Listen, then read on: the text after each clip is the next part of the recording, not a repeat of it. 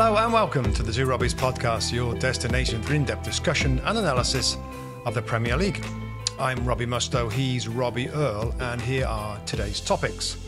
The title race tightens at the top after Arsenal stake their claim and sweep aside Liverpool 3-1 at home.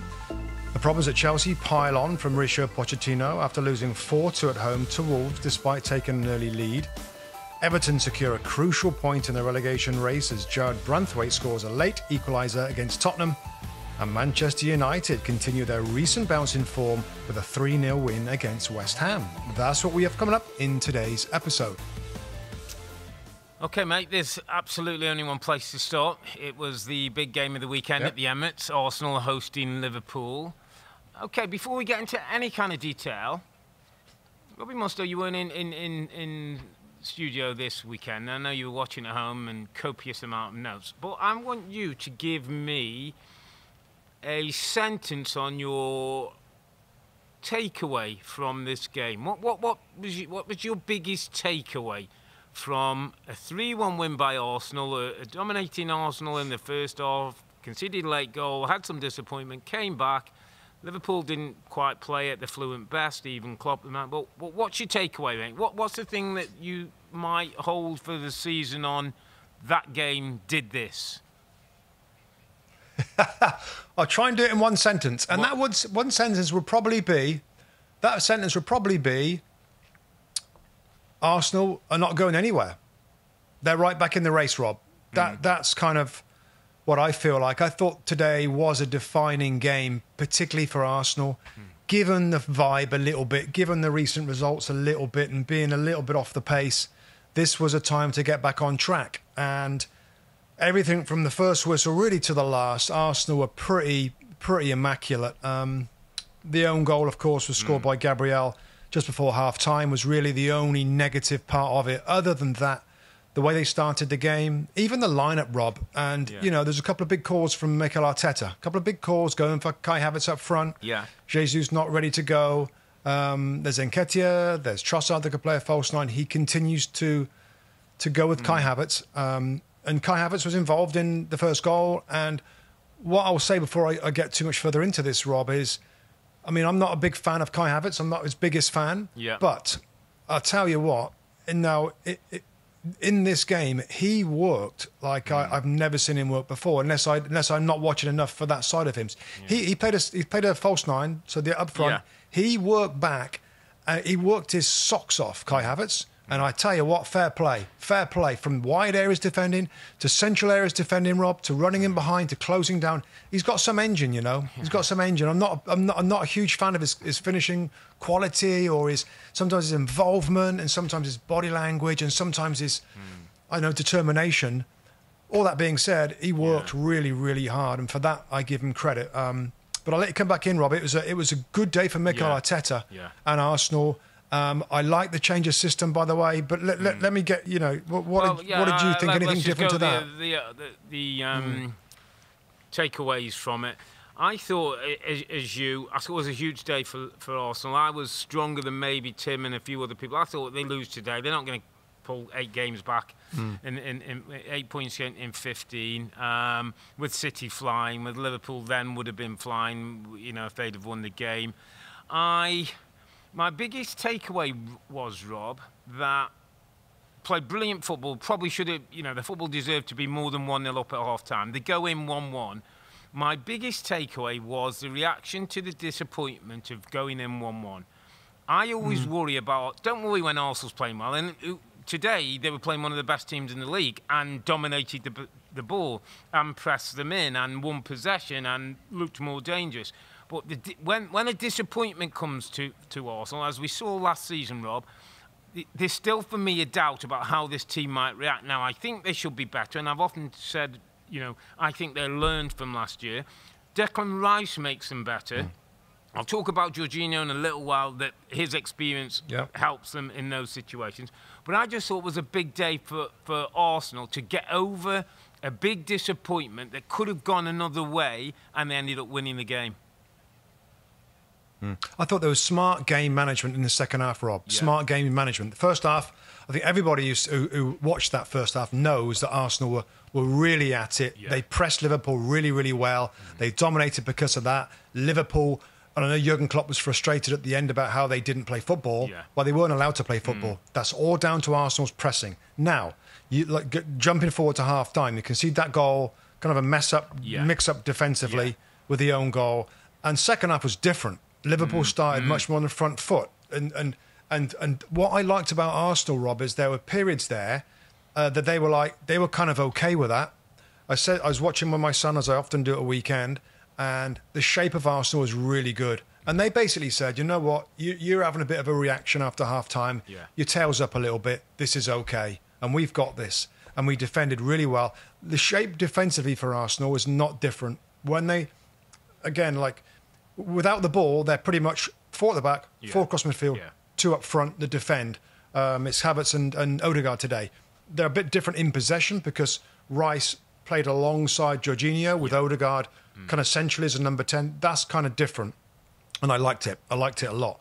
But second half, Rob, they got their opportunities. The long ball over the top, the mistake from the goalkeeper and from Van Dijk. They go 2-1 up. And they managed the game really well. It didn't feel like they had to continue with the pressing or continue with the good football. They were okay saying, you know what? And that I just think that was smart. Yeah. And I like to see teams that can do both things. They can high press, they can play their football. And other times, when they realise the time is right, they can sit behind the ball and say, oh, okay, they're having a bit of a go here. Let's just sit in there and get a good shape because something good can happen on the counter-attack. It's exactly what happened. I thought it was a really nice job of the manager, picking a team, changing the tactics, and like you said, Rob, having the patience and the mentality to play a little bit differently in the second half, but knowing that was the best way to manage the game. If they'd have opened up, right, Arsenal, I'm sure of this, and Arsenal a few years ago, if they get on their front foot and they get them fullbacks flying or inside and they try and expand and play their best football, Liverpool would be like rubbing their hands and they'll pounce, they'll counter-attack. They didn't do that. They didn't fall into the trap of that. And I thought it was really well managed from Arteta and the team. Yeah, it was interesting because we got Arteta at the bench. He was pitch side with the guys over in England. Did a brilliant job today, the guys pitch side. And they got Mikel Arteta. And obviously he's in a good mood. And Lee Dixon's obviously a former Arsenal player, so he's got huge respect that he carries there. But he was very open, Arteta, and talked about how he spoke to his players about, OK, we've had a disappointment, and they're going to come have a little go at us. We have to expect them to come. We've got to be prepared to be ready for that. We've got to be prepared to take what they do and then go again. And it almost played out to exactly so. I thought for 15 minutes, Liverpool looked lively. You'd expect Klopp got into him. We knew probably changes would come. Nunez would get on. Didn't know how long that would be. But I thought there was a real control about Arsenal, which I think is a step further from where they were last year. Last year, Arsenal would have come flying out second half to prove a point. Right, we've just conceded, we're going to get 2-1 up. And they'd have opened up and Liverpool would have probably won 3-1. But there's a different maturity. And I have to go to my underappreciated player of the week because I can't talk about the Arsenal performance without talking about Jorginho today, Rob. And I was a little surprised. He ended up winning the player of the match from, I think, our partner Sky in England. And I said to Rebecca before any of that, I said I'm going to name a player. Probably most people won't mention him. He's not going to be a headline maker. He won't be man of the match. But Jorginho, Rob, we have a tactical cam in the studio, which is a great view. I mean, a full 360-degree view of the whole game, and you can see the shape and the people. I think Jorginho's game management, to your point, what he did with the ball, what he did without the ball, what he was urging people, what he was not. He was an absolute... Honestly, I kept writing notes down, Jorginho this, Jorginho that. When they were pressing, he was the one who was setting the triggers and telling people to go. When they were sitting off, he was talking to people, getting Saka in and Martinelli on that side to do their jobs. I just thought he's one of those players, Rob, who is coming to Arsenal, doesn't play every week. Mikel Arteta said trains like a beast every day. He's been a winner internationally and at club level. He's obviously a huge influence on the team. Declan Rice talked about learning from him and him being a mentor to him. I just think Jorginho's one of those players who fans possibly don't understand his value on a match day and during the week. I think Mikel Arteta does, and I thought it was a day to recognise the roles that those people play on big days like today. Yeah, it's a great shout, Rob, and I'm with you. If you ask Arsenal fans, I'm just going to jump in there, but I'll let you finish there about, some Arsenal fans are not sure about him or whatever. What it is with Janini, and I think I tweeted out something like, his downside is if he's left on his own in the middle of that midfield and there's a counter-attack situation going on and he is not very quick and he's not very physical. Now, you put him in a team that's compact and you put him next to Declan Rice, all of a sudden, I'm liking that midfield double pivot, is what they say now. The two central holding midfield players that are side by side. I mean, Odegaard is a little freer, a little bit more advanced to receive the ball. They've still got Saka right, still got Martinelli, and Kai Havertz as well, by the way, Rob. And again, we don't want to get too tactical in this. He came into midfield. On their left as you look forward, and Odegaard sort of pulled to the right. So I think you indicated this little box thing they had, and that was a deeper box. That wasn't a high up one behind another. And so it's a little tweak that I just think you make those little changes, and we notice it. Well, that's different. Yeah. And Liverpool, if Jurgen Klopp, like, oh, hang on a minute, I thought Odegaard was right, and we expected Rice to play the left 8. No. Yeah. I love those two together. You get good football, good defence. Rice can still get forward, Rob.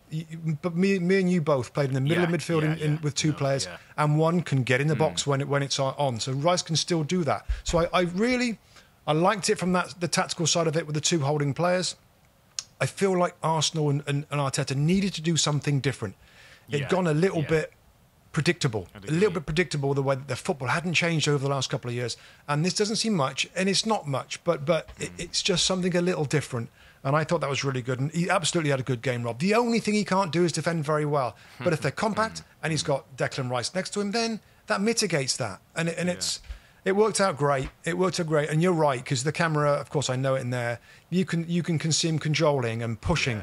Because sometimes when the shot is the main camera, action, you don't always see that. Action, so that's really interesting that he's a lead. He's a leader. He's an Italian, mate. I mean, I played with some Italian players, and I've never. They're so professional and dedicated, and it doesn't surprise me that he's that sort of leader, the way that he organises on the field. Yeah. Just before we have a quick word on Liverpool, because it wasn't a great day for them, and Jurgen Klopp was big enough to say that we didn't do.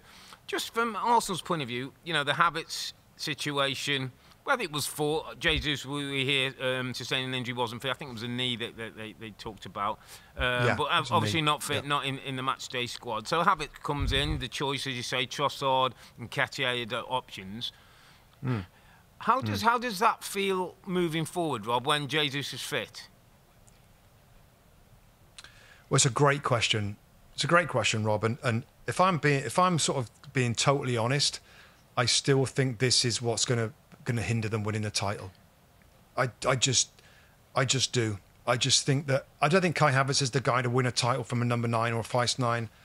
I don't know whether Gabriel Jesus has. Though we talked on the last pod, Rob, about I read that he's changing his mentality about more goals from now on. We'll see when he comes back in there.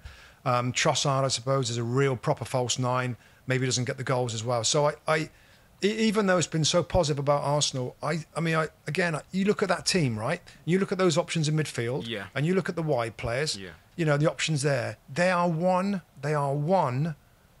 blimmin' really good striker away from what I think is a champion team. I just think that one position, and I know that others can score and can fill the void a little bit, but I still don't think the other players that have done well can get the number of goals. I think there's going to be games, Rob, where Arsenal are not going to win games because they can't, because they push and can't find a way through. Push. I mean, they haven't got that extra couple of few goals in the team that might mean, and I'm talking about title here. Yeah. I'm talking about this is to win it all at the very top, which is going to be very difficult. So, I mean, going forward, let's see some more Gabriel Jesus, but just see if there's anything in this mentality he's talked about. I'm going to be much more focused on scoring goals, because if he does that and it works out, I mean, I'm sure it's not as simple as that, but that's interesting. Other than that, what are you thinking then, Rob? Are you thinking that you'd rather have somebody other than Jesus for the rest of the season in the 9 position? You know what, Rob? I think sometimes let things play out, and if it continues to look as, I mean, when Manchester City went false nine with De Bruyne up there at one time and Foden and that, we all weren't sure then. Oh, can you win a title without striker? Yeah. Maybe, you know. I tell you what else, Rob, I want to move to Liverpool just quickly to get your view on them. What I would say is with this team, it was good to see Martinelli back to something like form. I thought he was dangerous today. And that's a help. That's a bonus if you're not getting goals centrally, but those two guys on the outside start, getting the goals again. That was good news for critical for them. Yeah, critical for them. Let's quickly move to Liverpool. And just before we do, mate, I think it's right to pay our due to Conor Bradley, the young man, the fullback who lost his father a couple of days ago. I mean, terrible news, and obviously not part of the matchday squad. After a brilliant week he'd had with his goals and his assists and his kind of announcement to Liverpool. Our thoughts with him and his family. Football pales into significance on something like that. No, it's well said, mate. And I mean, such a young man to.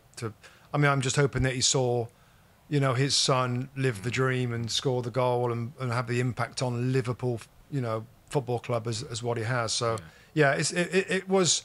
it's shocking to hear that, and so often triumph is followed by tragedy, and it's another situation like that. So, I'm sure I'll bounce back. I'm sure the club and the manager, are tremendously supportive. We know that at this football club. So he'll be back. But out the side, Trent Alexander-Arnold come in at right fullback for this game. Joe Gomez would prefer at left back. And it was a funny... You know what, Rob? Sometimes when we all say, and it's a cliche in football, the first 5 or 10 minutes, you can kind of see how they are and how they're set. And Arsenal started very quickly. Liverpool started very sloppily. I thought there was Van Dijk. There was like a Trent. Remember the time Trent gave the ball, flicked the ball away. There was a sloppiness about Liverpool early on that was not the sort of the body language you want. Arsenal jumped all over them, and they couldn't get out. They couldn't play out. They tried it. They tried. They couldn't get the front players involved. They couldn't get the midfield involved at all. That is really restricting Liverpool when you press them high, and they haven't got the option over the top of Darwin Núñez early on, Rob. So it was an off day for Liverpool. I mean, we'll get into some details, but it was an off day. Of course, they missed their best player. I guess Jesus was out for Arsenal. Mo Salah's still not there. Dominic Szoboszlai, I think, suffered a hamstring injury, so he wasn't there. I mean, maybe they both can argue that there's players that were missing.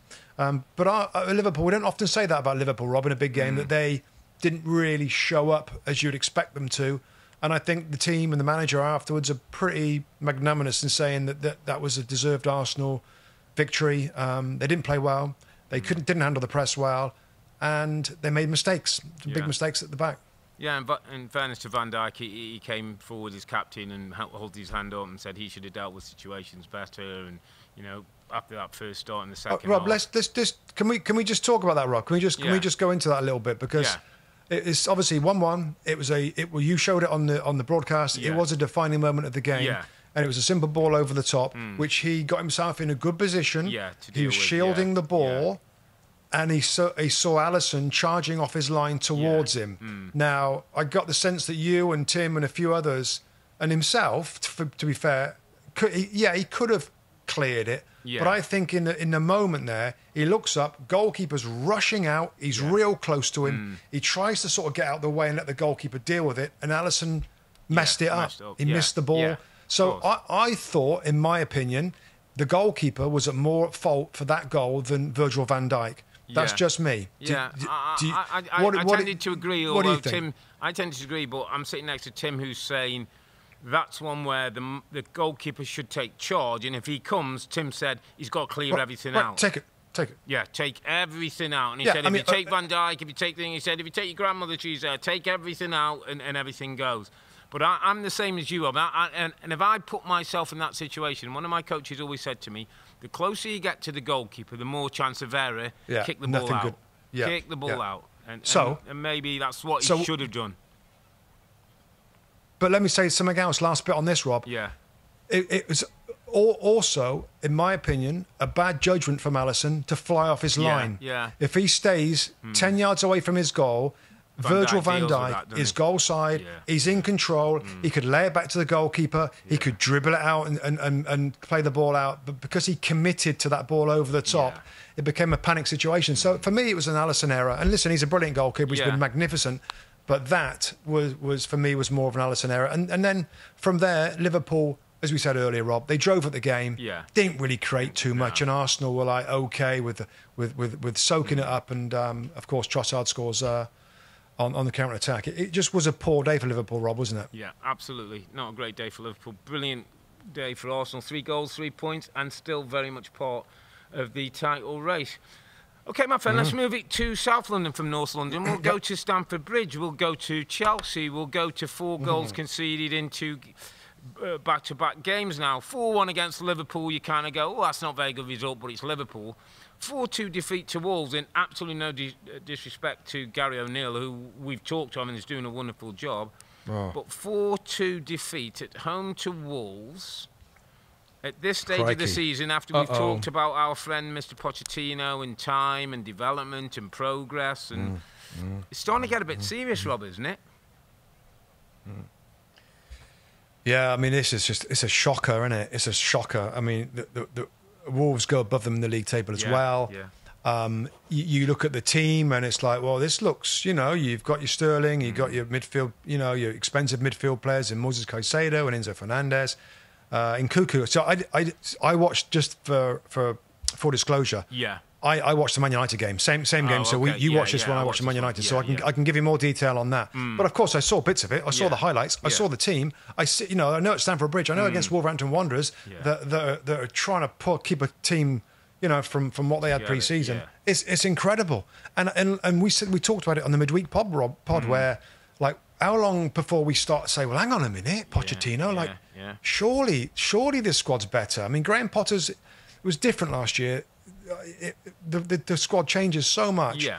I mean, it's making Potter look better every flipping week, given that you think that they're trimming the squad. Becky they're Lowe adding said players. exactly why Yeah, Potter's out and about now. He don't look half as bad, does he?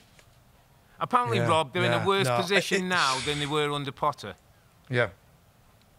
Yeah, I saw that. They've got less points or something, or conceded more goals or something. It's an astonishing. I mean, I'm not going to flip and say too much about this, Rob, but can you remember one of the early podcasts, like the second week or the third week? Yeah. I remember saying on this show that this is going to be a long, tough season for Chelsea, because given the team I'd seen for 2 or 3 weeks and look at the new players, I'm thinking they look very good. They just don't look very good, and I think that is true. Plus. But they're still better than what they're doing right now. There seems to be no fight, Rob, in them. No. And am I being? If there's one thing you could say about Pochettino that maybe, I don't know, that he isn't on the same level as some of the other ones, would it be kind of fight and determination and pressing and aggression and I know he does it his own way, and that's often the football side of things, which he's trying to do at Chelsea. But should we expect more aggression from his team, more fight from his team that you might expect from a Chelsea team that I always regard as being physical? Blimmin' heck, some of the Chelsea sides in the past.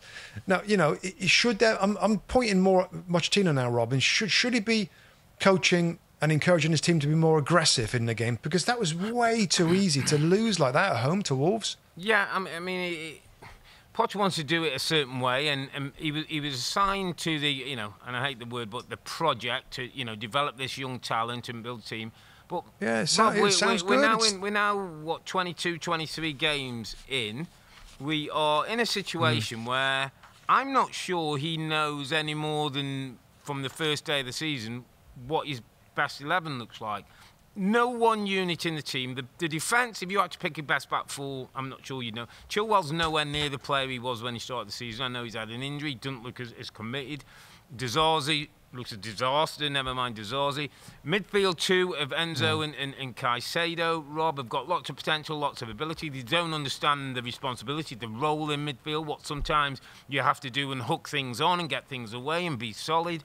It's a front line that, apart from Cole Palmer, I'm not sure who your best wide players are. You've got centre forwards who don't necessarily score that many goals. it does start to look bad on him. I think he'll get the season, as I talked about in the last pod. I think he'll start next season, but I think he'll have to hit the ground running. I think he has to change his outlook, Rob. I think he has to start being a little bit tougher and a bit more ruthless and saying, you know what, you play in my team. If you don't do well, come and sit out. You're out. You're out for the next month, and go and find out, Rob.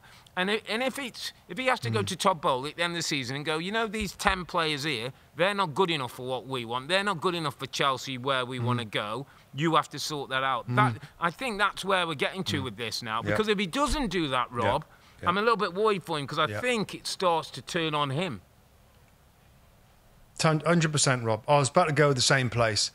He's got to turn nasty. He's got to turn more aggressive. He's got to start throwing teacups around and get a little bit old school. Because these young players that have had accolades, big transfer moves, big wages, and big moves to Chelsea Football Club, and it's almost like they haven't grown up yet. And I don't know. I mean, Moises Caicedo should know it. And I saw his anger afterwards. And in some ways, it's good to see that. It's good to see that, like proper emotion, proper anger. Yeah, he really, really was upset when he came off. And I think the club needs that. I think you're right, Rob. Whether it's street, I don't know. Listen, we've all had different managers, Rob, and I understand that different managers have different styles, different ways. But I think at some point, I don't care what your mannerisms are, you've got to scare the players a little bit, like frighten the players into performing. There's got to be a bit of fear factor. And all the greatest managers, when you think about it, they've got a real. You know that Klopp's got a nasty streak. You know that Pep's got a nasty streak. Sir Alex Ferguson's a legendary hairdryer in your face, flipping, hammering players. Kenny Dalglish, Liverpool, I remember. There's a nasty streak in all these guys, and maybe he's got it, Poch. But I tell you what, whichever way it is, and I know that that in some ways I've criticised some of the recruitment, whether the right quality to, but this is unacceptable. 11th place in the league table right now. I mean, -1 goal difference. They conceded more than they've scored all season long. It's astonishing, the underperformance of this football club from the recruitment. And by the way, I understand. And we know that Todd Bowley initially at this football club had to do a lot of things on his own. He had to try and pick the players, and with him and Thomas Tuchel, they threw some players in there. But now there's CEO, there's 2 directors of football, they've got the coach that they want. And if you're him, or if you're the ownership, Clear Lake Capital, it's like, well, okay, guys, okay, what's going on? I'm out of it now. You've had my money. You're the pros. I've hired all the pros. What's going on? So that I would think will be coming from the owner as well, because we can talk about project, we can talk about time, you can talk about your 2 years, Rob. I can talk about some of the players aren't good enough. This is embarrassing.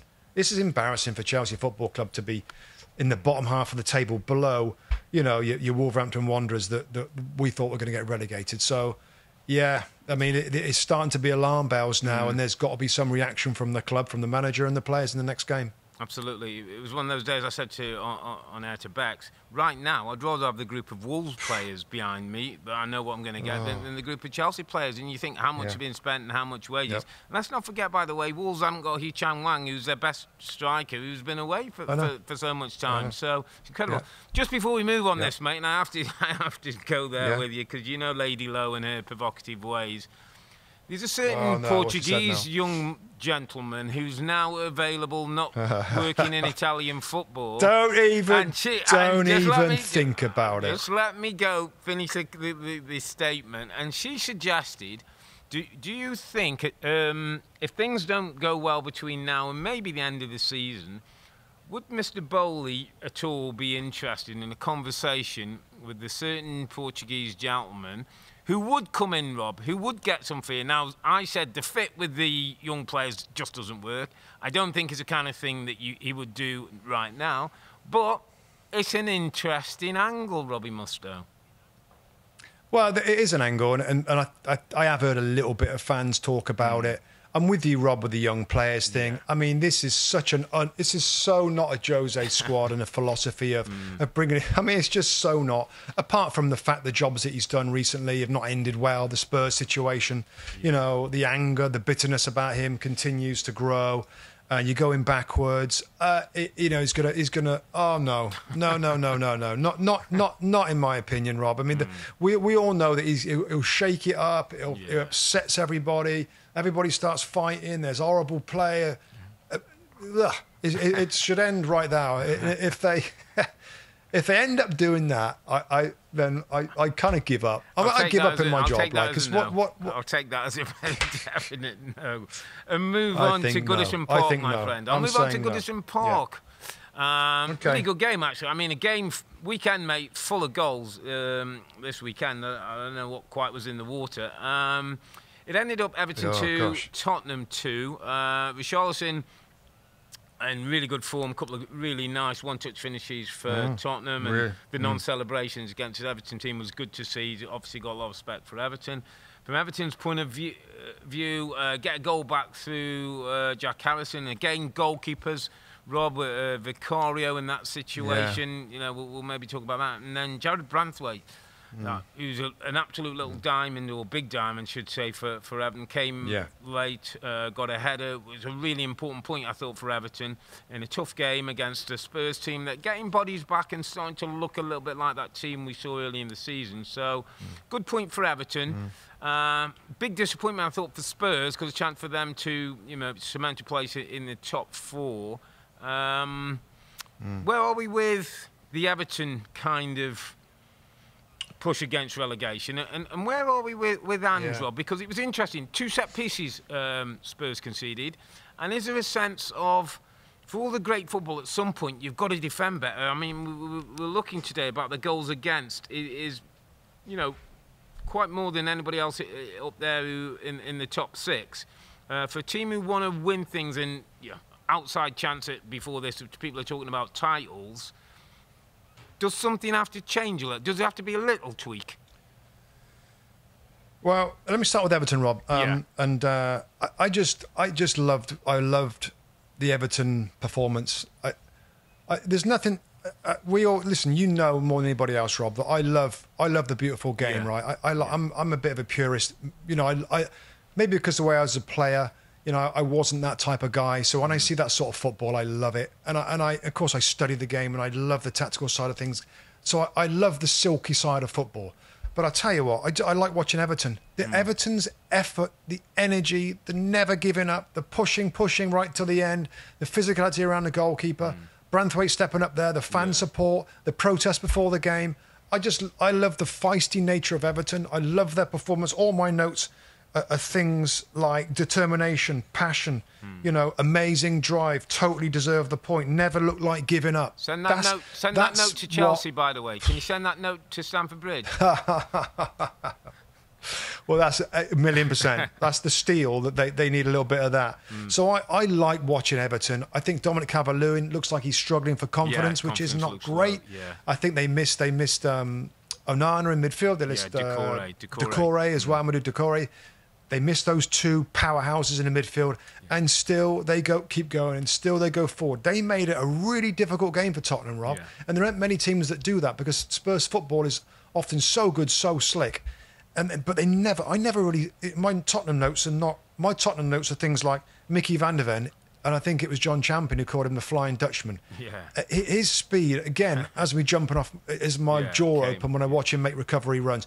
He has the ability to play offside, right? And if the play goes on, he can sprint back anyway. So I love watching him.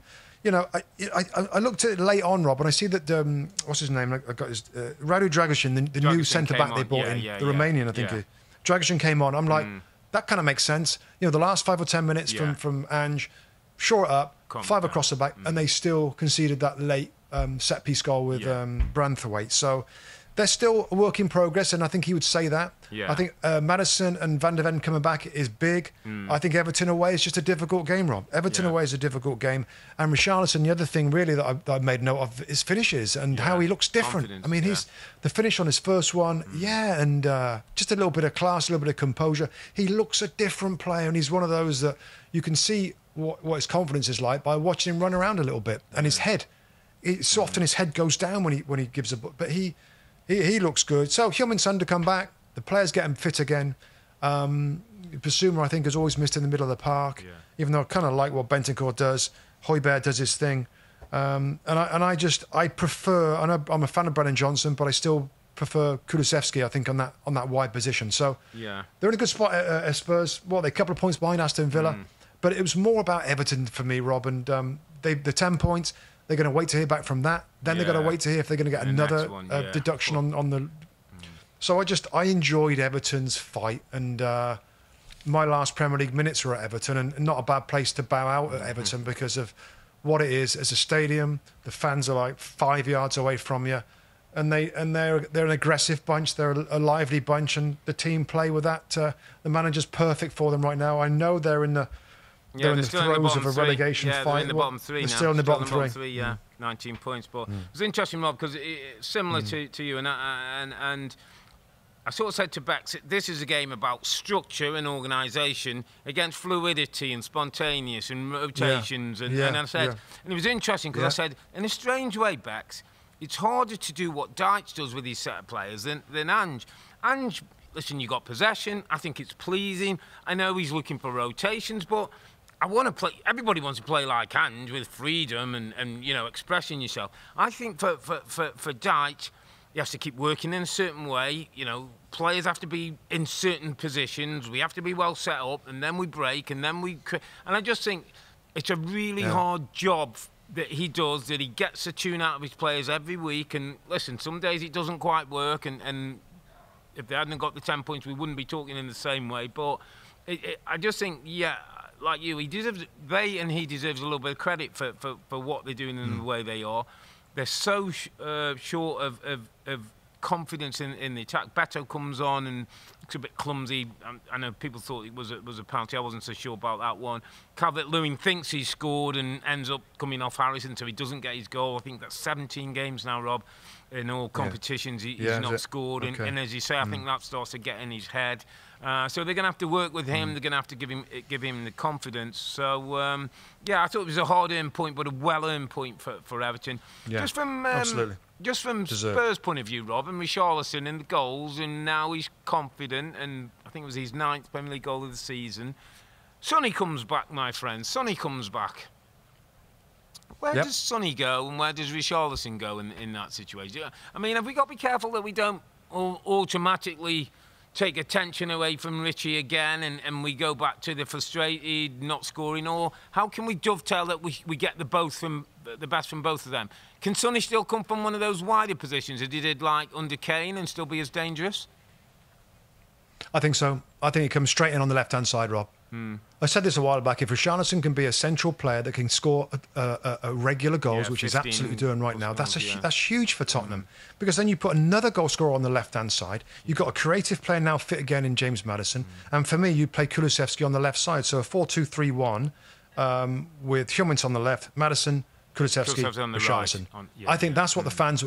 Kulu's on the right, Richarlison up front, a confident Richarlison that will link now with Heung-min Son. You've got James Maddison to roll balls. Where Richarlison's good is he gets on the half turn, so his shoulders facing the goal. You can see the goal, but he also sees the pass. And Maddison's brilliant at those. You've got the runs from outside of Heung-min Son. You've got the creativity and the little link-up play of Kulusevski.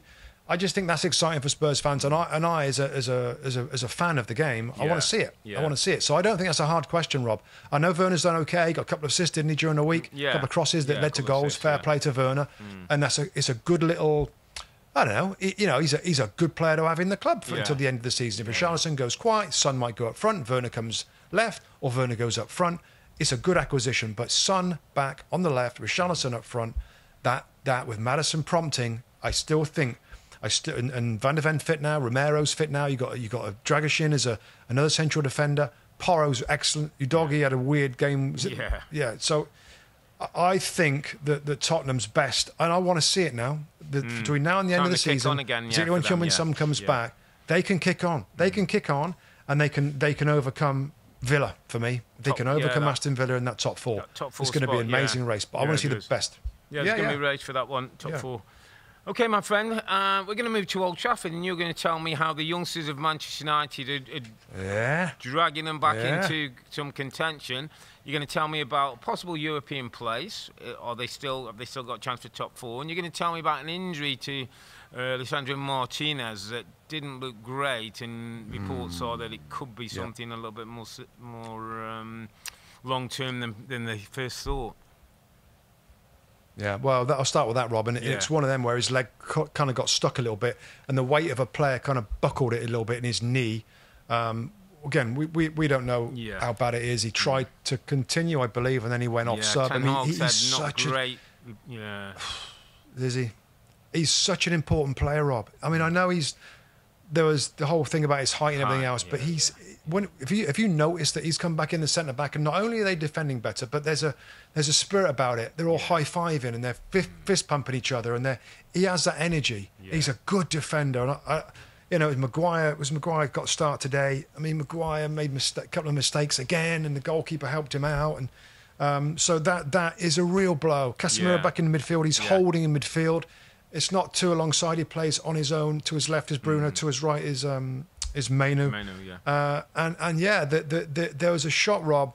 I think the goal scorers are Garnacho got a couple of goals, and Rasmus Højlund scored a goal. And there was one shot. I think it was Mainu, Garnacho, and Rasmus Højlund sat together, sitting on the advertising thing. Yeah. The shot was from behind. Their arms. You got to think that's a bright future for Manchester United. I think that they going forward, Rob, to summarise the game a little bit, they look really dangerous in possession, playing their football now a lot better, but obviously in the counter-attack as well. They're so quick on the counter-attack, so much talent. I mean, Højlund takes his goal really well. Lovely, classy little fake inside, right foot into the corner, and Garnacho is going to be a star player.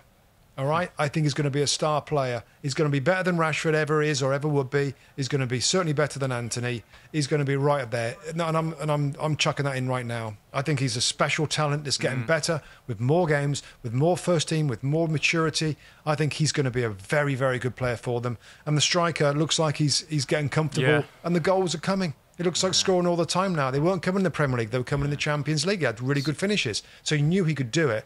The problem is defensively for Manchester United, and there's work to be done there.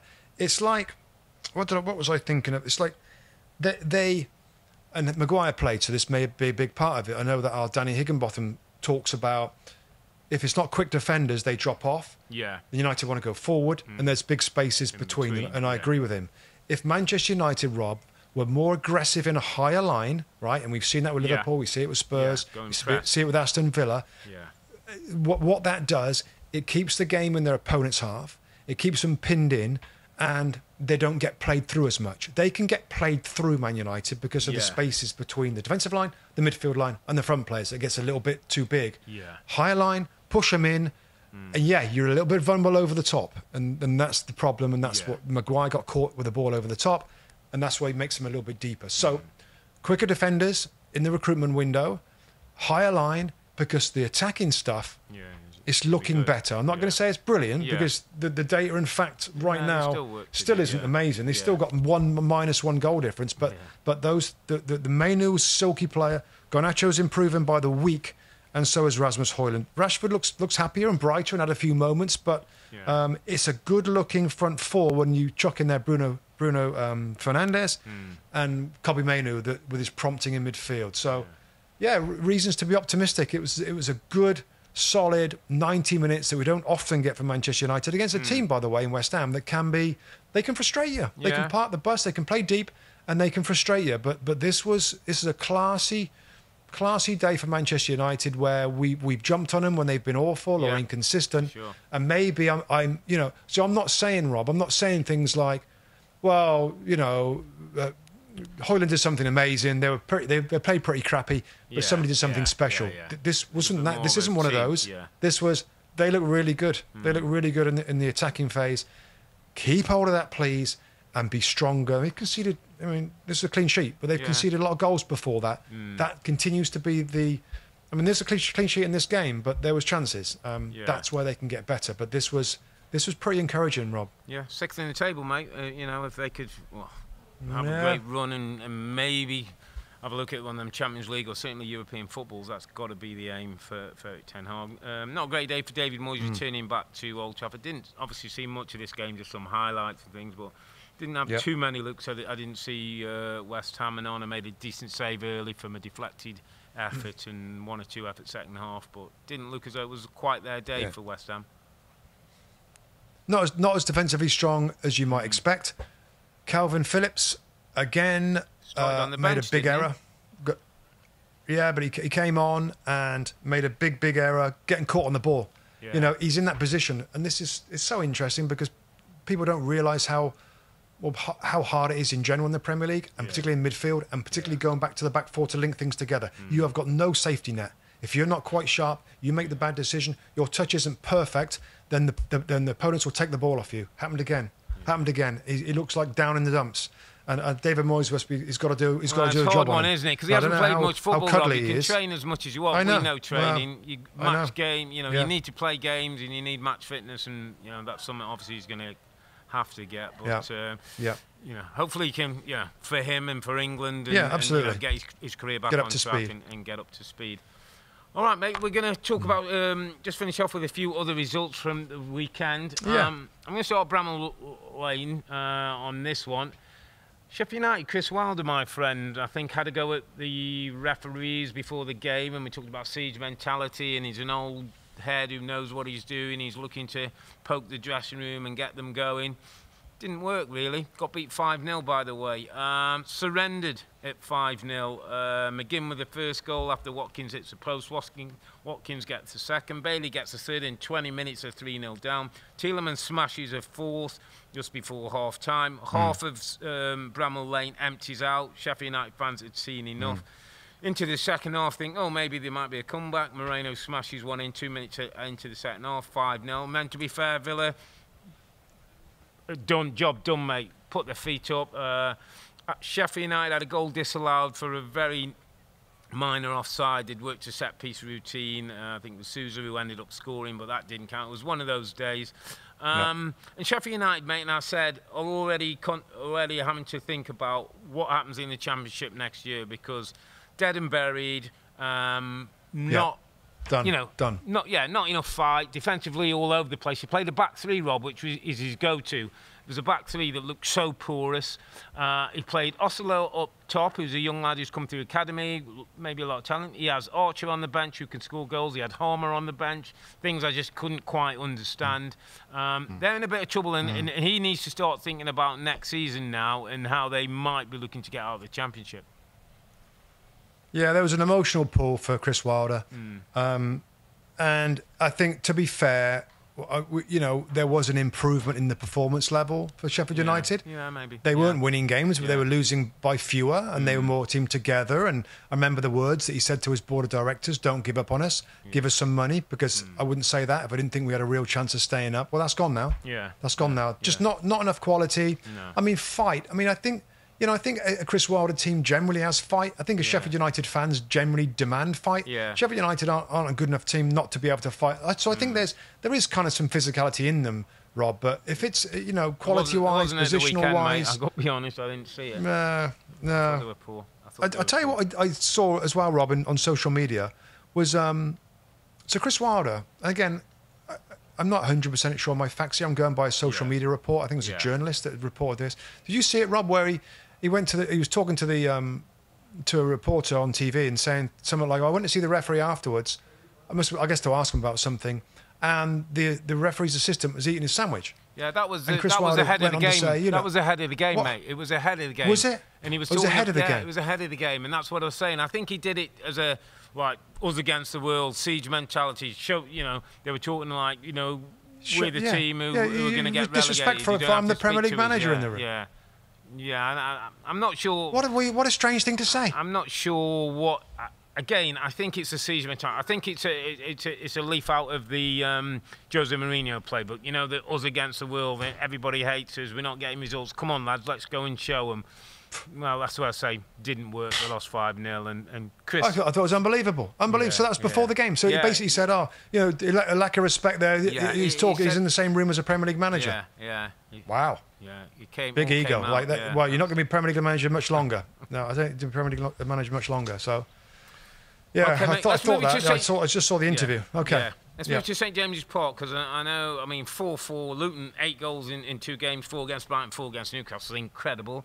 Rob Edwards continues to be in the running for manager of the year. He keeps this Luton Town team up. Yeah. Played football, scored goals, you know, despite Jewellery in 4 form being 4-2 up, I think you take confidence from what's happened. Anything more on Newcastle and Luton, mate, you want to take? Yeah, I mean, it's astonishing, the fight. We talked about it on the last pod, Rob, about I just couldn't believe the scoreline. I think I was watching another game. I think it was this crazy window, and I'm like, I've got to switch over. What is going on at St James's Park? I switched over, and I saw a Luton team getting more chances, score another goal, I think it was. I mean, it's remarkable what they're doing. Yeah. It's pretty simple football. It's not complicated. They're not trying to be a modern team and play through the lines. They get it forward, they get it wide, they swing balls into the centre. They're good at set pieces. They've got some physicality, and it's astonishing, absolutely astonishing what they're doing at the moment. And I think, you know, when I look at a player in midfield, Rob, and I'm going to jump to my underappreciated performer. Yeah. And I think this week, right? I think we've gone for 2 particularly good ones. I think your Jorginho at Arsenal is a really good shout. And I think I've got a good shout here as well. An underappreciated Ross Barkley. Ross Barkley. And maybe we're a week or two too late, Rob. Maybe fans of football, Premier League fans, and I know Luton fans have appreciated him for what he's done. Yeah. I watch him play now for the last few weeks pretty closely. And wow, he's 30 years of age, I believe. I think he's got 3 goals, 3 assists in a team like that, playing in the middle of the park, not an advanced midfield position, a midfield general, one of the 2 holding players. He looks classy. He looks like that he's enjoying being the main man, being the star player. At Chelsea and others, he always looked a little bit lost. He looked a little bit disengaged. He looks a little bit lacking of kind of insecure in some ways. I don't know, but he's mature now. He's skillful. He drives. He tackles back. I mean, his attitude is superb. His mentality looks spot on. And you know, maybe he has been underappreciated for early parts of his career. He shouldn't be right now. The job he's doing for that club, and there's Andros Townsend there as well. Yeah. Good recruitment, of course. You've got to credit the club for bringing him in and making him the main man at the club. And my goodness, he looks classy, Rob. He looks. Oftentimes, and I didn't see all of this game because the game's gone at the same time. But he looks the best midfield player in the game. Yeah. When he's played against some of the bigger boys playing for Luton in those games, he looks like the best midfield player in the game. So, I thought about Ross Barkley a couple of weeks. The results, they've got to win, they've got to draw. He's definitely my underappreciated and deserves a mention, Ross Barkley. From Ross Barkley, to being right back in the Premier League and looking, by the way, like one of the best central midfield players, particularly English ones, in the league right now. So just loving the way that he's playing for Luton. It's a great shout, mate, because not least because anybody could have taken him. Was he at Lyon where he last was in France? And you know, there were plenty of Premier League clubs. Was it Nice? Was it Nice? Nice, I think. Yeah, you might be right. Nice, yeah. Nice, it might have been. Well, a few English players were. Casper Schmeichel, I think, and 1 or 2 others were there. And it was one of those where I think people looked and everybody sort of said, 30, I think he's 30 years of age, he's done now, no heart, is he going to have the job? Well, Rob Edwards is pushed the buttons. We know he's got talent. He's come out, and as you say, listen, he's against Bruno Guimaraes against the Newcastle game. He was a wonderful player for Newcastle. I tell you what, there ain't much between the 2 of them. There ain't an awful lot between those 2. So yeah, it's a really good shout. And he's a sort of player who 1 or 2 I think would be looking at envious eyes because he could still do a job in other teams. Could have had him. Brilliant for Luton. He looks really committed. He looks like he's enjoying his football, which is a really important thing. So yeah, great shout, Ross Barkley. Musty's underappreciated performer of the week. Okay, mate, let's move it to the Amex. It's a big local rivalry. It's Brighton facing Crystal Palace. If there's one game that Palace want to win all season, it's Brighton at home and Brighton away. Didn't go to plan. Brighton, having got beat 4-0 by Luton, put 4 goals past Palace. Early header from Dunk sets the tone. Hinchelwood with a header in the far post, and Buonanotte with a lovely finish. Put them 3-0 up at half-time. Mateta pulled one back into the second half before Pedro scored a beautiful goal. I think it's 17, 18, something in all competitions now for Pedro. Some detail, a little bit of detail in this one, Rob. It was a Palace team that didn't really start the game well. 3-0 down at half-time. Michael Olise was on the bench. Eze wasn't involved. However, apparently Roy Hodgson spoke to the medical people. They said, he asked how Elise was. I think they said he's 45 minutes in him, so he made the change. That lasted 9 minutes, Rob, and he had to come off with a hamstring. There was some unsavoury scenes at the end of the game between Palace fans and Palace players, and I wouldn't say it went over the top, but there was definitely disagreement, and some of the Palace fans, I think, saying, you know, you've got to do more for the shirt. If you wear this badge, it's got to mean a little bit more than what we're seeing. More kind of gossip around the Roy Hodgson situation, Rob, that I just feel is becoming really, really awkward at this moment. Yeah, I mean, there's no question, Rob, this is an absolute shocker of a result. And the Michael Elise is such a bad look. It's such an unprofessional, Mickey Mouse flipping the dog and duck pub team type of look. It's awful, where you're okay to start a player, to play a player off the bench. Yeah. And, you know, I mean, Roy Hodgson's got to be able to trust his medical team, hasn't he? Yeah. I mean, is there any blame on... I don't know. We don't know. I know they're in desperate. When did the medical people say it's okay? Did Elise say I'm fine to maybe start? The player, Does Roy say, you know, I need you? Can you get out there? We don't know. Maybe some of that might come out. Maybe not. But I just think it's another spotlight on Roy. This unrest, Rob, ain't going away unless results change quickly. I wouldn't like this to continue and Roy have to go through the last part of his career each week having to deal with these kind of situations. I would rather something mutual be done. Now, I'm not saying that that's the right decision, but when you see Roy Hodgson, a man of that standing, being affected in this way, it's just not. It's not a good look for him. It's not a good look for the football club. And Crystal Palace, obviously, fans are not happy. I think now, Rob, we're on game by game with Roy Hodgson. I mean, I got to say, I still feel, right, and listen, like I said, it's game by game. Surely, if the club somehow and the fans can calm a little bit and get behind the current manager, get behind the team, I feel like the more drama they create, and we know as players, Rob, we've both been in struggling teams that are having a terrible run. The more angry the fans are, the more protests there are, the more vitriol, the more oohs and ahs and boos, the worse it gets for the players and, of course, a manager in trying to do your job. You know, they're not in a relegation. They're not in the bottom three right now. And again, it's easy for me to say I don't have a dog in this, and I'm not sure the Palace fans are very angry about what's happened. But I think it's a time for the club to stick together, to be honest with you.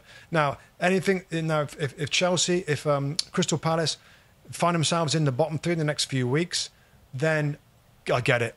Make a change, desperation time. But I still think that he, you know, I mean, what's somebody else going to do, Rob? What's somebody else going to do when you haven't got Eze, you haven't got you got to start Elisa. Thinking about who, and Rob, who, and we were starting to think like who's the firefighter? I know they got. I think it's Paddy.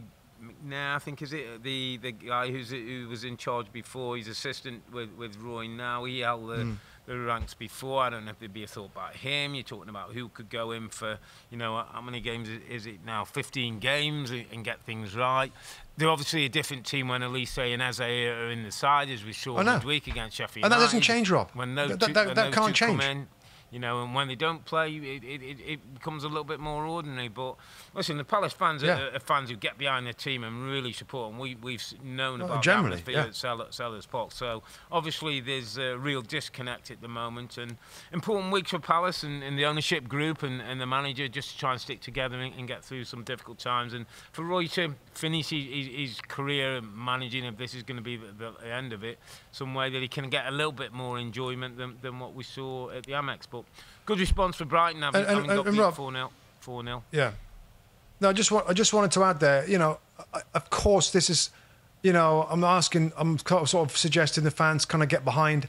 I understand the game against Brighton. I understand that's not acceptable. So that's a natural reaction. I would just, you know, I don't know. I just think the best way forward. That's probably the best way of doing it. The best way to help this club right now is to stick together and to change the flipping the vibe around the place, and get behind the team, because I tell you, without Eze and Elise, it's not going to be easy. Anybody coming in is not going to be playing silky football and play yourself out of this trouble and into to Wonderland. It's going to be a grind. And Roy Hodgson is not a bad grinder, and he had a result last time before this one.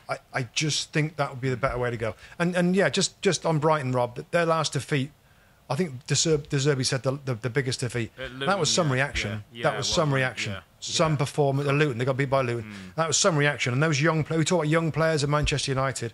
Brighton have still got, they've got João Pedro and Buonanotte and Jack Hinchelwood. We talk about underappreciated players and players to watch, particularly Hinchelwood and Buonanotte. Typical Brighton signings. They brought another one from Argentina in the window, by the way, which I haven't even had a chance to look at yet. Yeah, he's a left. The recruitment's pretty good. Left-footed. Is he a left? Fullback? Yeah. Apparently incredible. Yeah. Let's move to Turf Moor, shall we? Good reaction from them. Let's move to Turf Moor. Quick on this one. Burnley 2, Fulham 2. Fulham go 2-0 up. Paulinho, Muniz with the goals, and then Dacio Fofana on loan from Chelsea. Got a couple of goals late on for Burnley. Really important 90 plus 1 minutes equaliser for Burnley. So good comeback point for Vincent Kompany and his team. Obviously, real disappointment for Marco Silva. Go 2-0 up and not. But they did get Broja on the pitch. I think he came on late on to have a little bit of run around. So that's going to be exciting to see him, how he fits. Can he be the new Mitrovic for Fulham, Rob? I'm going to be interested to see how he does. And, just on the basis of knowing he's going to play every week and he can start to get his head on getting some regular Premier League football. So I think it's a really great loan move for Fulham. It's a great loan move. I think they're paying £4 million, aren't they? £4 or £5 million, depending on appearances. It goes down the more he plays. Yes, the more he plays. Yeah. So that's a really good move. And so is Dacio Fofana, by the way, on loan from Chelsea for Burnley. I mean, that, if you look at the league table now, they're still, 7 points from safety. I like the signing for them as well, to try and do something going forward. They think they've got some nice, clever little midfield players, but maybe he can spark something. Of course, very difficult from that position now. They've got to go on some run to get out of relegation zone. But there's two clubs, Rob, that are, looking for strikers, and they've actually found one. Yeah. Each found a striker. But Broja is particularly, he was excellent at Southampton, Rob, wasn't he? He was excellent. He looked a bit of a beast of a player. Yeah. Loved him there, and he's just lost his way a little bit. He had a bad injury that he's back from now. So, good work from both clubs and good result. And we'll watch how the teams and how these strikers do going forward. In the final game at Vitality, Bournemouth 1, Nottingham Forest 1. Clivett with an early goal for Bournemouth. Hudson-Odoi with an equaliser for Forest. And on that game, Philip Billing came on. I think he was on the pitch about 30 minutes. Had a red card. Looked like it was one of them, bit of a clumsy challenge. I was a little surprised he got a red card, but he went down the back of somebody's sort of back of the ankle, Achilles, but it kind of looked like a foul. Well, I was a little surprised it was a straight red card. Yeah, you know what? Listen, there's a zillion games. It's hard to watch every incident of every game. But I saw the highlight, and I saw Philip Billing kind of reach and trip him up as he's breaking away. He reached onto the back of his foot and brought him down. And then I saw a red card. I'm like, what? Was that his second? It was second yellow card. But it was a straight red, wasn't it? I checked it. It was a straight. I mean, I mean, there was no excessive force there. It was. Felt a bit weird. I mean, let's not get into it. But no, it's maybe one you can appeal. Yeah, I'm with you. We'll see if the FA turn it round. But maybe. Yeah. Well, a big weekend of goals, mate. I'm in studio tomorrow with Danny Higginbottom. Brentford play Manchester City. That's 2 p.m. Eastern on the USA Network. But that's it for this poddy. We've had a weekend full of goals when Arsenal won the big match at the Emirates to stay relevant in the title race. Brighton beat Palace. Villa got victory over Sheffield United. And it was a young Manchester United scorers who got the points for them today and take them 6th in the table. We'll be back next Sunday, that's February the 11th, when we'll recap match week 24. But for now, I'm Earl, he's Musty, together with the two Robbies. Thanks for watching and listening. Be safe, stay healthy. It's a good night from me. And it's good night from him. Good night.